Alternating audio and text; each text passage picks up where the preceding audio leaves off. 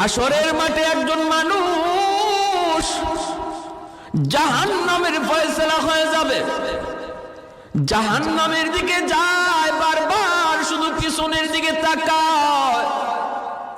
আল্লাহ পাক রব্বুল আলামিন তারে ডাক দিয়ে আনবেন, বান্দা ফয়সালা হয়ে গেল তোমার জাহান্নাম, কিন্তু বারবার শুধু পিছনের দিকে আমি আল্লাহর দিকে তাকায় তুমি কি ভাবতেছ?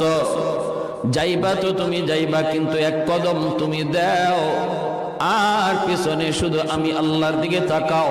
ঘটনা কি, কি জন্য তুমি তাকাইতেছ? হাসরের মাঠে লোকটা তখন কইব, মালিক দুনিয়াতে উলামায়ে কেরামের জবানে শুনেছিলাম তুমি, তোমার নাম হলো রহমান, তোমার নাম হলো রহিম। আলেম উলামার জবানে শুনেছি আল্লাহ হাসরের মাঠে তোমার কুদরতে কলিজায় ৯৯ ভাগ দয়া